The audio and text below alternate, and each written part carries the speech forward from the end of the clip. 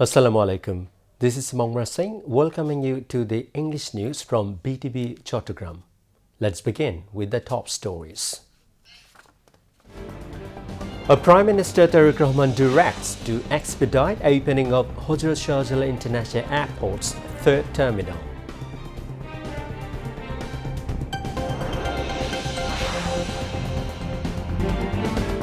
A charge is framed against accused in case of Imam Hassan Times martyr during July uprising.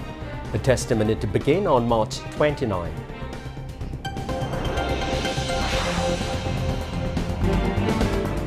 "20,000 families to receive family cards by Ramadan," says Information and Broadcasting Minister.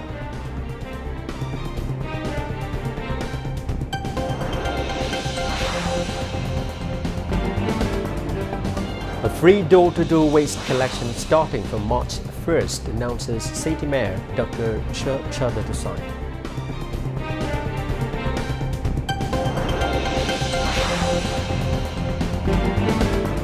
Trump to raise US global tariff 10 to 15% after Supreme Court ruling.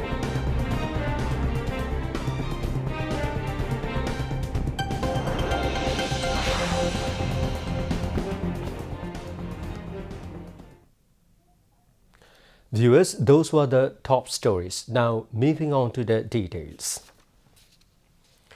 Prime Minister Tarique Rahman has directed authorities concerned to expedite steps for opening the long-awaited third terminal of Hazrat Shahjalal International Airport, aiming to enhance passengers' handling capacity and operational efficiency. The directive came at a meeting held at the special meeting room of the Cabinet of the Secretariat with the Prime Minister in the chair. The Civil Aviation and Tourism Minister Afroza Khanum told reporters afterwards.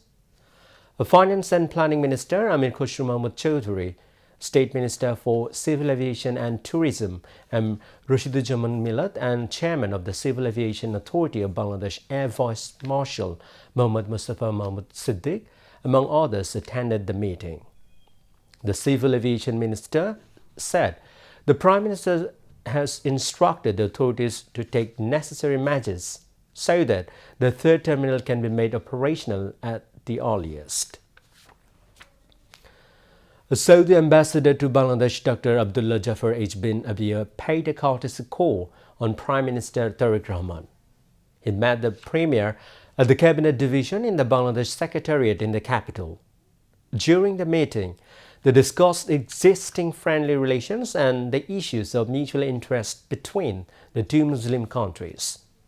A Foreign Minister, Dr. Khalilur Rahman, and the Prime Minister's advisor, Humayun Kabir, were present in the meeting. Home Minister Salahuddin Ahmed said the 13th Jatiya সংসদ will sit in its first session on March 12.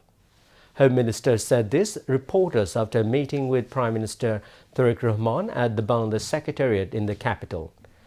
Election to the Speaker and Deputy Speaker will be first agenda of the সংসদ session, he added. The President will formally summon the Parliament session in consultation with the Prime Minister. International Crimes Tribunal 1 today set March 3 for the next round of witness testimonies in the case against former Law Minister Anisul Haq and former private industry and investment advisor to the Prime Minister Salman F. Rahman. The order was passed by the three-member tribunal led by Justice Ghulam Murtuza Majumdar following the conclusion of the day's proceedings. On the first day of the deposition, the tribunal recorded the statements of the two witnesses, eyewitness Imran Hussain and Abul Kalam Hawladar, the father of the Shahid Sifat who was killed in Mirpur. The tribunal had earlier fixed today for the testimony after the Chief Prosecutor presented the opening statement on February 17. In a separate development, International Crimes Tribunal 2, led by Justice Nazrul Islam Chaudhary, has ordered the formal commencement of trial by framing charges in the murder case of student Imam Hassan Time.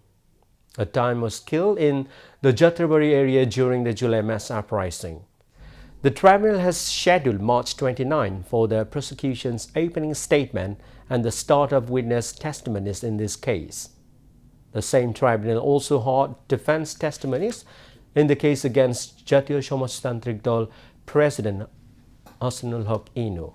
Inu is facing 8 charges, including the killing of 6 people in Kushtia.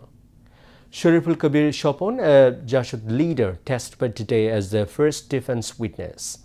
Additionally, the tribunal recorded testimonies in a case involving 4 individuals, including Mahbubul Alam Hanif. Hanif faces 3 charges related to the killings in Kushtia. Earlier in the morning, 8 accused individuals currently in custody were produced before the tribunal under tight security. Information and Broadcasting Minister Jahiruddin Shopon said the government has undertaken a plan to excavate 20,000 kilometers of canals across the country. He said this while inaugurating the re-excavation of the Kapalatali Canal at Kandaspara under Gorunandin Upazila today. Information Minister said the government is working to provide family cots to 20,000 families by this Ramadan. The minister said the re-excavation program is being implemented under the Borishal, Bhola, Jalkati and Firozpur District Irrigation Development Project to improve water management and boost agricultural productivity in the region.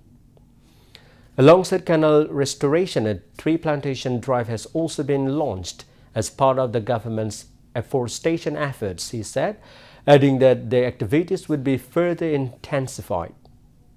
Local administration officials and other concerned persons were present at the inauguration ceremony. Chattogram City Corporation Mayor Dr. Shahjalal Hussain inaugurated 3 major development projects in the Halishore area, including modern playground, road and bridge construction. During the event, the mayor emphasized that modern sports facilities are essential for the healthy development and children and youth.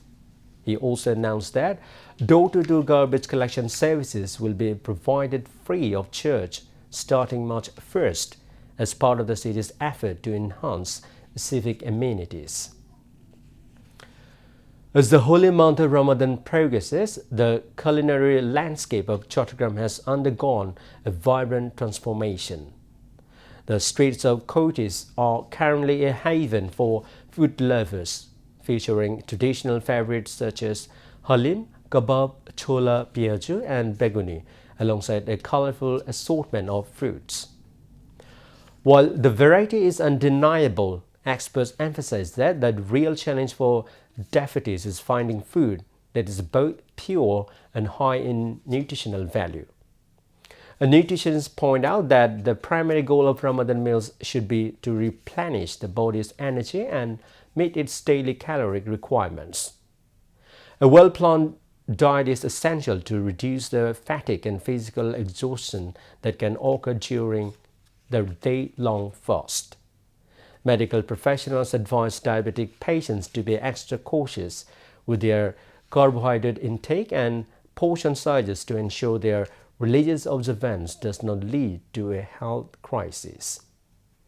While markets offer plenty of natural nutritious options, the quality and hygiene of prepared street foods remain a concern. As the month continues, the message from health experts remains clear. Moderation, hygiene, and nutrient-dense food choice are the keys to a physically and spiritually fulfilling Ramadan. Now, international news.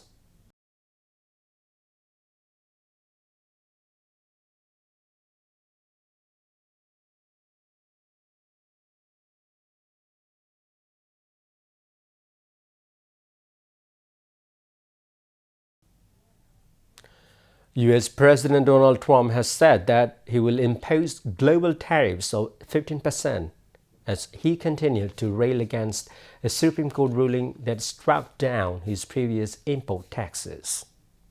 Trump said on Friday that he would replace the tariffs scrapped by the court with a 10% levy on all goods coming into the U.S. But on Saturday, he announced on Truth Social that this would be increased to the maximum allowed under a never-used trade law. That law allows these new tariffs to stay in place for around 5 months before the administration must seek congressional approval.